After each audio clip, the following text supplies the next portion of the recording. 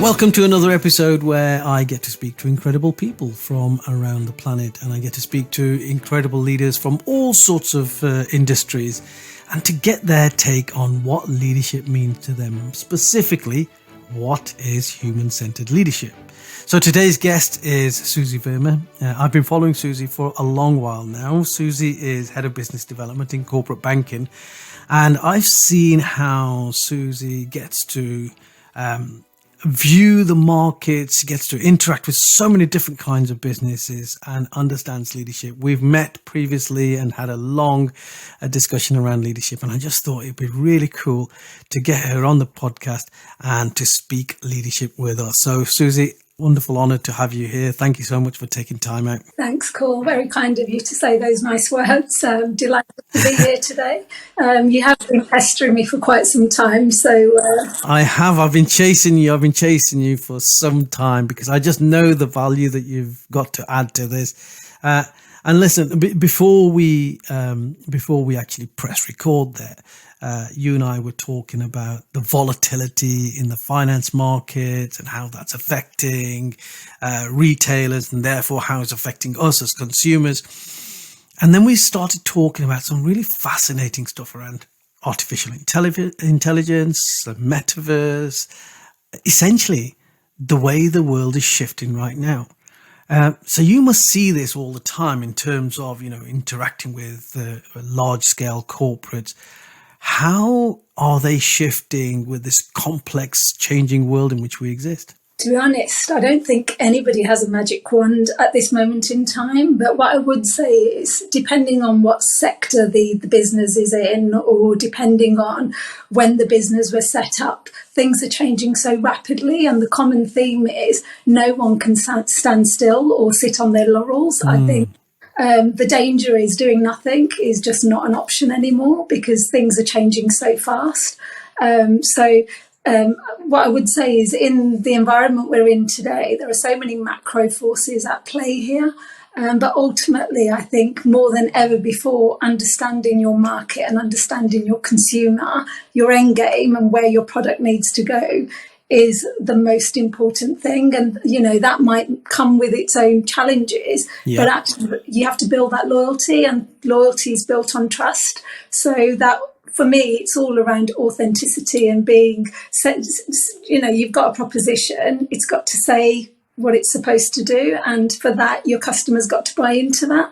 And it's not a case of, this is our brand, this is our vision, and here, take it. It's about really understanding, and it's that constant going back to market and seeking that feedback. And, that's something that won't go away. This is why I've been chasing you, Suzy, because you just nailed it in that short statement there. I'm picking up some really key words in there. I work with all sorts of corporate clients, and I often talk about you've got to understand your values. You have to be a value-driven business. At the very core of who you are as a company, as an organization, as a business, you have to live your values, because values are what builds a trust, and you're talking about trust there. And within the concept of trust, you have to have this underlying authenticity. You've got to be real in today's marketplace, because let's face it, we were talking about the metaverse, weren't we? And how, I still haven't got my head around this, but you were talking about the metaverse. You went somewhere and you were looking at the metaverse and what that means. But the way I see that, the metaverse is almost living in this avatar kind of world, but making real world decisions. Is that my understanding right of that? It is right, but I'd be lying if I said I understood it fully myself. Well, at least you understand it that bit more than I do. No, I think for me it's around, there are so many large businesses entering the metaverse. So at the end of the day, it's here to stay, and things are happening. Businesses are being traded. There's crypto. There's all sorts of things happening. And I think what I did say is, when you go in, I think it's one of those, at the moment it's gamified. You go in, you have a play, you come back out. But I'd say the younger generation would probably find that they'd adapt to it a lot quicker than we would at this stage, I'd say, because they get it, that a lot of what they're doing now is all games and AI and virtual reality. So it's somewhere where I think because large corporates have invested in it already, I think it's going to be a while before some of the smaller businesses get into it, but it's here to stay. But it's surreal. It's very hard to describe. I mean, the first time I went in, I must admit, it took me a few minutes to kind of feel like I was sitting again. My head was spinning. It's just a strange concept, but I would recommend you give it a go if you haven't done it yourself yet. You know what? I'm going to try and find somewhere I can have a play with a metaverse and have a look. But it is here to stay. It is going to be something that is going to be linked into our future. And this world in which we exist seems to be changing and moving forward at such a pace that we're hard pushed sometimes, aren't we, to remain agile and adaptable and constantly be changing with the world. But it's critical that we do. Before we pressed record, we were just talking about, when the internet came in. I mean, we survived, I look back at my childhood memories and we didn't use gadgets. We just played with each other. We were creative and we had conversations. We'd sit at the dinner table. Whereas now, like my 6-year-old now, but from the age of 4, she'd pick up my phone, she'd put it to my face, she'd unlock it, and should be YouTube or Netflix. And, so that's so different. And that shows the adaptability. And we were also talking about mobile phones. And I don't know if others remember, but I used to have one of those big Motorola phones and an Ericsson phone. And we didn't have FaceTime or Skype or any of these things. And, we've got them, but we adapted. And once we adapted, it's so hard to go back to what we used to have. And I'd say that's where we're at today. I suppose I'm just checking another example. Pre-COVID, many companies, large corporations, we didn't have things like Zoom meetings or Teams. And it's amazing how quickly we all had to be agile and adapt and embrace this technology. This was incredible. I mean, I used to use Zoom an awful lot. I always have done, and video conferencing because of the clients that I've had around the world.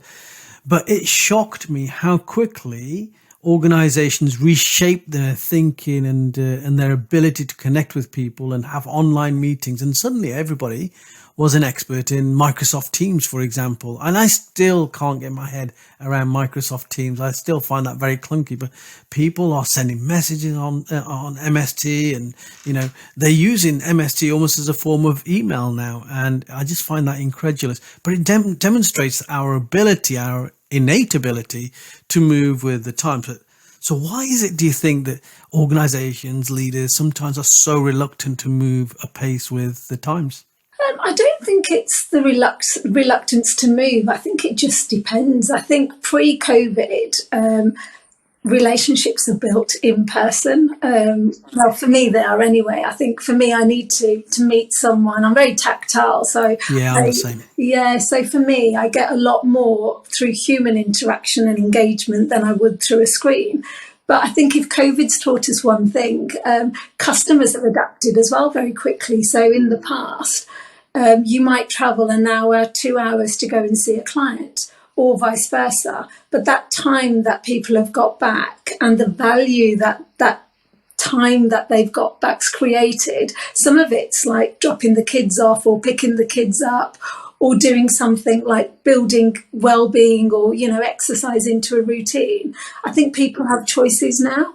And I think with the technology, like before you'd go to a client meeting, they might last for 2 hours or it could be 90 minutes. Whereas now the rigid kind of timekeeping around 30-minute Zooms or 15-minute Zooms gives people a lot more time back and actually getting to things a lot quicker. And solutions as well. So if a customer needs something really quickly, what I find is it's not necessarily picking up the phone. I get less phone calls now than I do invites to Zoom meetings. So I say Zoom, it could be Teams, it could be any. But don't you think that, the fact that over the last couple of years, and we're just talking about 2 years, but the changes that we've lived through in the last 2 years, it's mind blowing when you actually sit and think about it. But one of those key changes are with the video conferences is that we've also got this insight into people's lives because we can see what's going on behind the backgrounds. People, and I put this on LinkedIn the other day, I rarely wear suits now. Before COVID, I was wearing suits all the time. I'd go and see clients, I'd be wearing a suit. Now I go to see clients, corporate clients, and they say, actually, can you not wear a suit? Can you dress like I'm dressed right now? Maybe a shirt and a jumper, something that's slightly more relaxed. And I think there's that human shift that's happened over the last 2 years. And organizations really need to understand that as well, that there's been this, I don't know what it is, like a recalibration of people's priorities. There's been this increase in the ability to talk about vulnerabilities. There's this insight into people's lives. You get to see what their homes look like just through Zoom meetings. And that's got to have had an impact on how organizations need to think. Yeah, and I think if anything, it's enabled employers to get closer to their employees as well, because things like the children popping up on screens or pets joining like calls. I've had situations where cats have run across the screen or cats have sat on somebody's head, or my own daughter's just literally joined in and decided to take over my meeting. So did they do a good job? Yeah. Well, the cat situation was a bit awkward because I was actually interviewing somebody and then we lost connection. I think the cat spilled a glass of water or something, so we had to start again. So that was more difficult for the interviewee, unfortunately, trying to get back into the interview. But no, it's been quite nice. I think people have actually started to share a lot more about what matters. And I think I just hope that stays now, that we're encouraging people to get back into the office. I think that trust and that vulnerability, I think it's really important, because I think, if anything, what we've seen now, especially with children as well, like mental health and well-being, so important. And lots of organisations have done some amazing things around that in terms of the ongoing support, whether it's through Bupa or other care providers, or it's getting people to come in and just talking about it's actually okay not to be okay. And there's lots of support and resources out there, lots of signposting. And I think with young kids, I do a lot of reading, especially having a young child myself. And I'm really into like neuroplasticity and things that happen at a young age and kids take into adulthood. And I really worry about some of our children, whether it's, before the age of 7 or even at university years, because actually those 2 years of not having that social interaction, some children have really suffered trying to get back into school and back into education. Yeah, absolutely. I mean, yesterday I was in a comprehensive school. I often volunteer to go into comprehensive schools in my city and help them with mock interviews, questions, and do some coaching.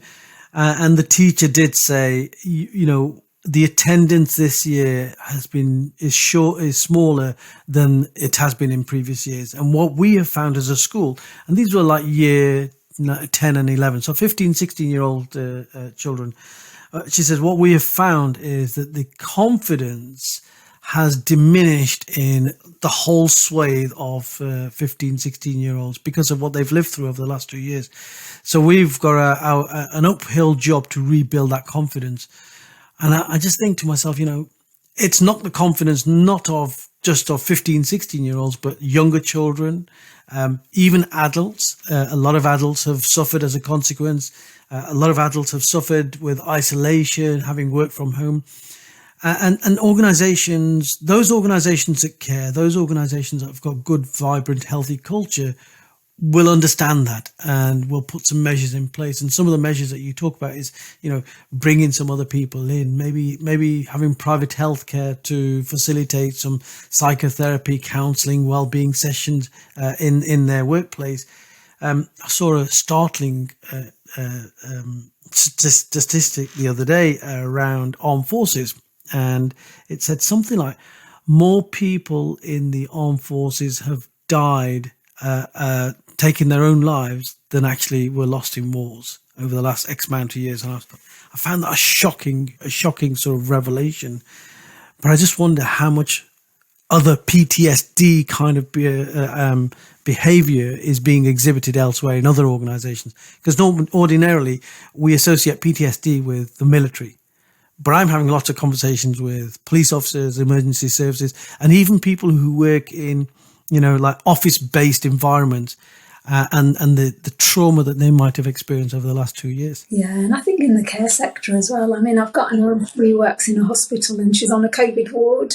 And I think the things that they've seen, they can't switch it off. Like they've had to kind of, sit with patients where families weren't allowed to be with them and sit through, the last breath and what have you. And I think how you get over something like that, it's really difficult. But I think ultimately my respect for, the care sector as well as the teachers is just through the roof, because I think what they've had to do and adapt again, because, it wasn't normal for teachers to be doing so much around online education as well.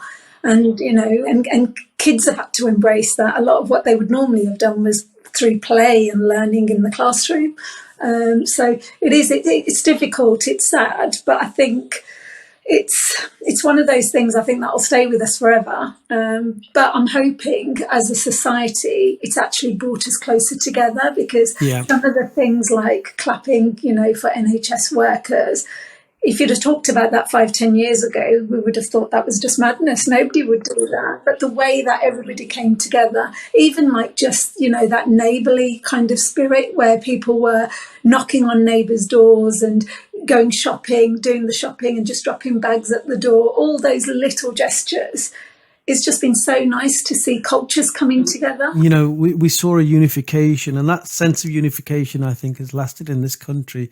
Certainly with, if you recall, the Queen's funeral and the diversity of people that came out with genuine grief, either to go past her resting place in Westminster Palace, or to see it during the funeral itself. And I found that a remarkable, poignant moment for the United Kingdom as a country.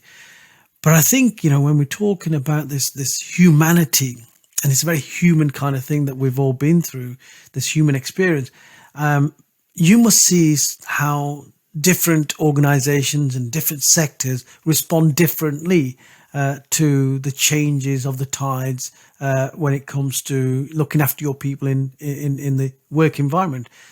What have you seen that you would say is good practice, and how are good organisations responding?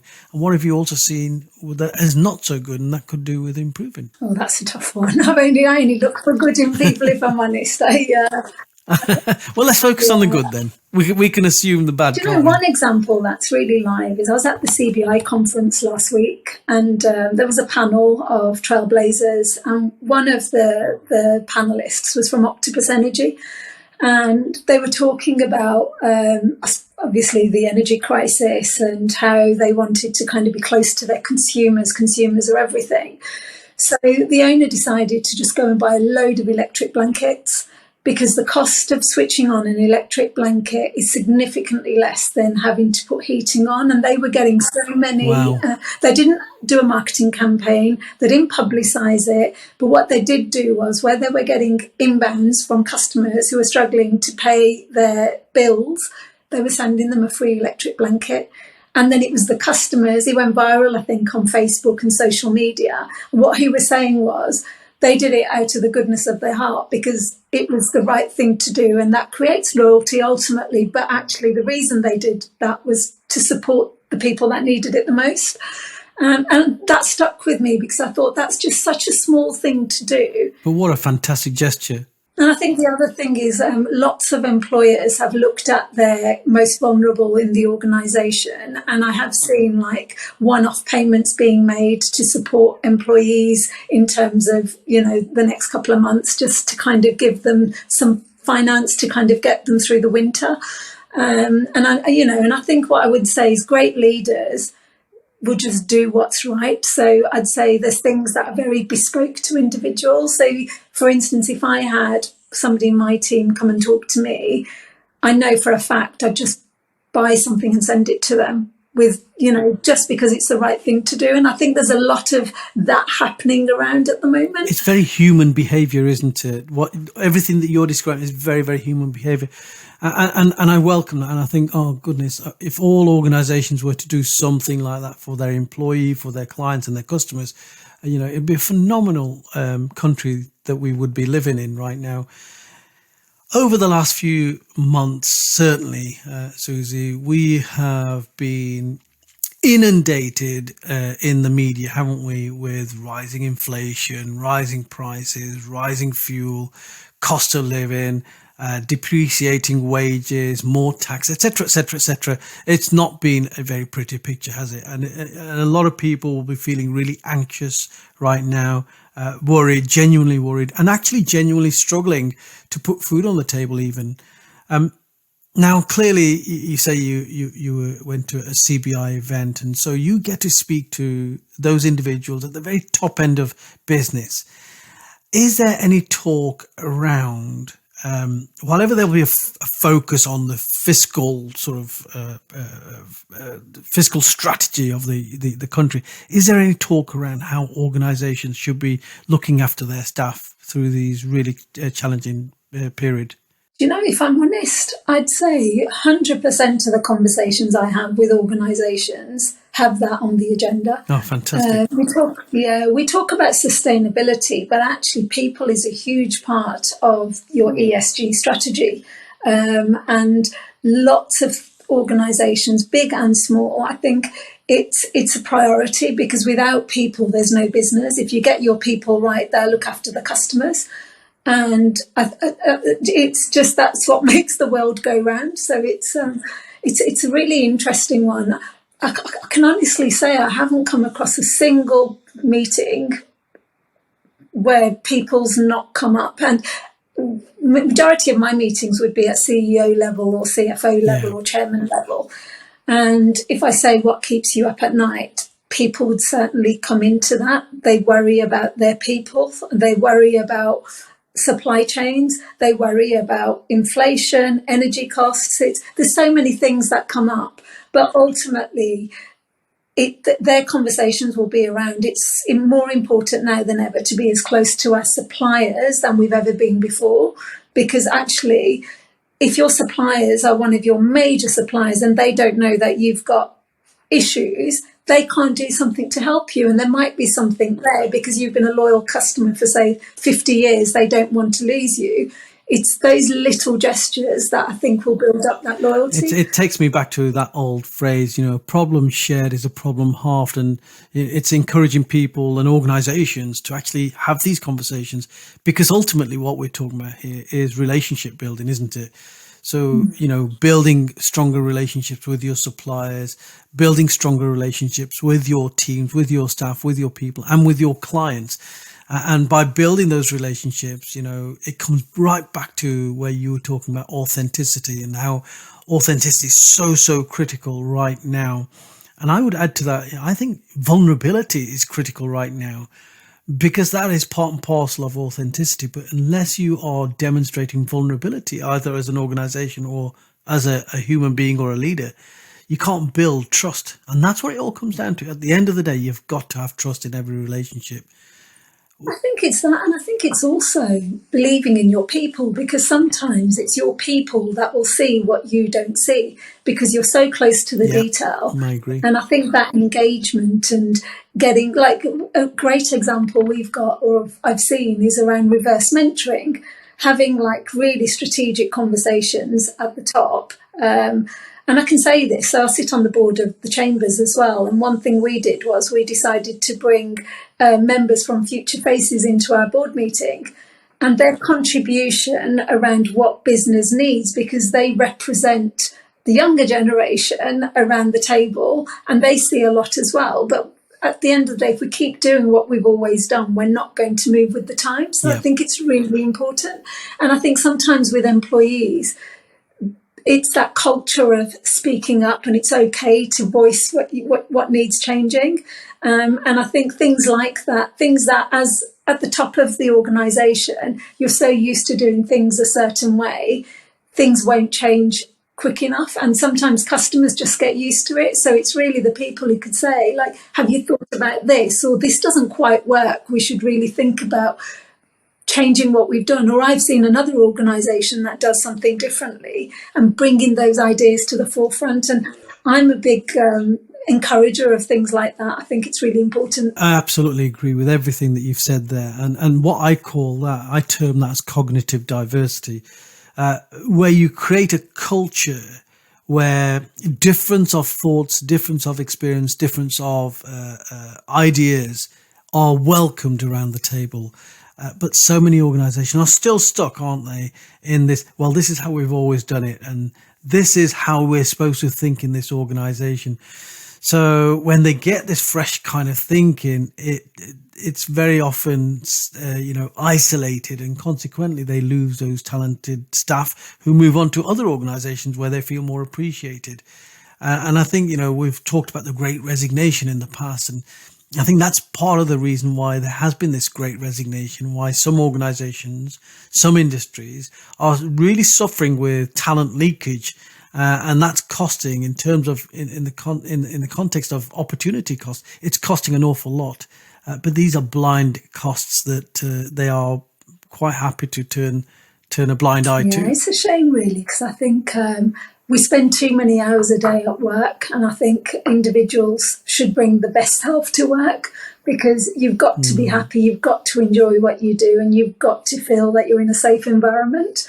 If it's toxic and you're not enjoying, or your voice is not being heard, then there's lots of employers out there who do tick those boxes. So it is a really difficult one. But I think when you're in larger organisations, you can get lost as well. And when I mentor people, I always talk about visibility, and I always talk about your internal and external stakeholders are just as important. And having spent majority of my career in London, one of the observations I had in the Midlands was that a lot of people are so focused on what they do and go home, they're quite siloed. And when you work for a large organisation, make sure that you look up and you understand what's around you and have a plan, because you're in charge of your own destiny. Nobody's going to come up to you and say, you're amazing. They might do, but the chances are there'll be that many people going for that job. So if you know that you've got your eye on a particular role,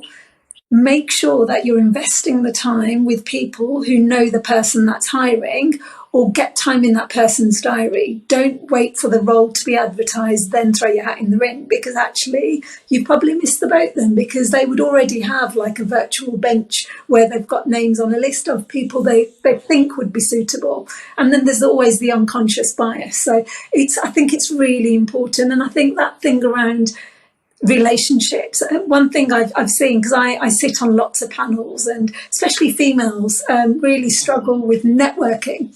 So when I talk, I always say to them, forget the word networking. It's about building relationships. Just think about your normal day-to-day life. When you buy a house, you'll knock on the door next door, you'll go and introduce yourself. Watch a child when they go into the unknown. They'll just find some children and they'll go and play.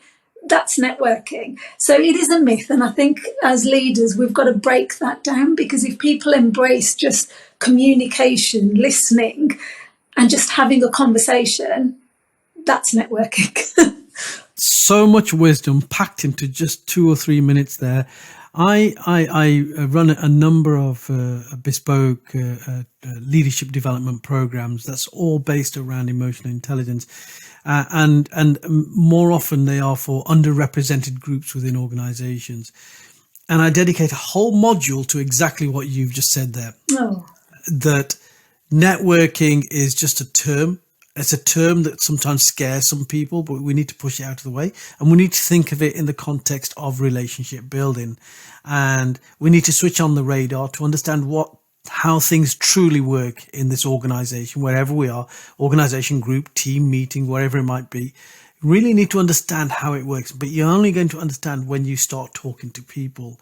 And when you start seeing how things and decisions are really made beyond the policies and beyond the fancy posters on the wall, that's when you will be less surprised by some of the decisions the organization makes. And you'll be a part of those decisions, because you'll have conversations with the right people then.